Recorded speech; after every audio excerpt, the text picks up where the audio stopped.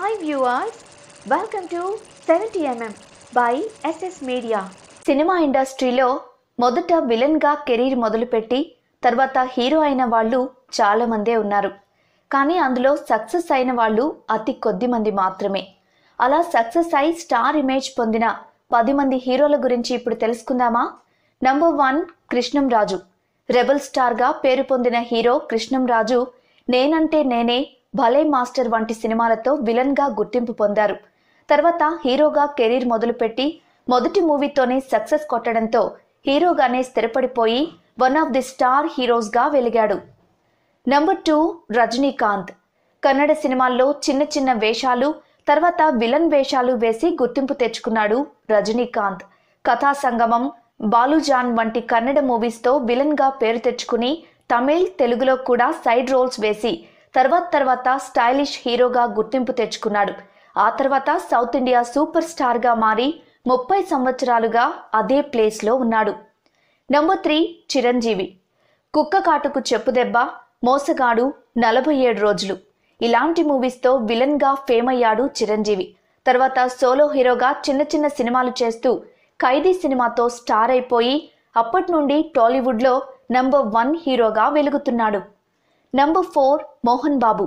అప్పటి అందరి top heroes movies లో విలన్ గా నటించి టాప్ విలన్ గా పేరు తెచ్చుకున్న మోహన్ బాబు అల్లుడు గారు మూవీతో హీరోగా బ్రేక్ పొంది 15 సంవత్సరాల పాటు స్టార్ స్టేటస్ అనుభవించాడు.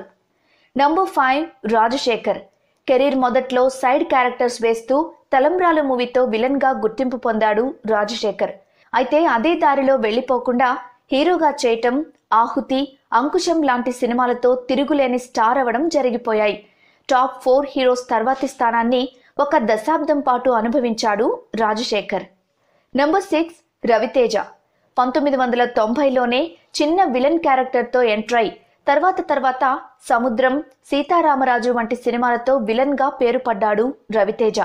అయితే వీటితో పాటు side roles, second hero roles చేస్తూ తర్వాత ఇట్లు శ్రావణి సుబ్రహ్మణ్యం, ఇడియట్ మూవీస్తో టాప్ హీరో అయిపోయి ఇప్పటిదాకా అదే స్టేటస్ మెయింటైన్ చేస్తున్నాడు రవితేజ. నంబర్ 7 శ్రీకాంత్. ప్రెసిడెంట్ గారి పెళ్ళాం, వారసుడు, అబ్బాయి గారు సినిమాలతో యంగ్ విలన్ గా పేరు తెచ్చుకున్న శ్రీకాంత్ తర్వాత సైడ్ హీరో రోల్స్ చేస్తూ పెళ్లి సందడి మూవీతో స్టార్ హీరో అయి 10 సంవత్సరాలు మంచి మార్కెట్తో టాలీవుడ్ లో నిలబడ్డాడు. నంబర్ 8 జేడి చక్రవర్తి. ఫస్ట్ మూవీ శివతోనే విలన్ గా ఫేమ్ తెచ్చుకున్న జేడి చక్రవర్తి తర్వాత 10 సినిమాల్లో చిన్న చిన్న విలన్ రోల్స్ చేశాడు. 1995లో గులాబీ మూవీతో హీరోగా గుర్తింపు పొంది కొంతకాలం పాటు స్టార్ హోదాలో సాగిపోయాడు. నంబర్ 9 శ్రీహరి.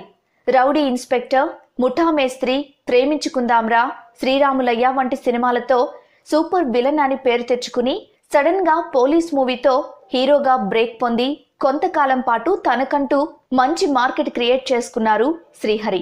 నంబర్ 10 గోపీచంద్. జయం, నిజం, వర్షం మూవీస్తో భయంకరమైన విలన్ గా గుర్తింపు పొందాడు గోపీచంద్.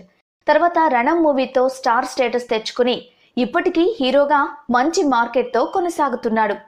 ఇదండి విలన్స్ నుంచి హీరోగా గుర్తింపు పొందిన వారి లిస్ట్.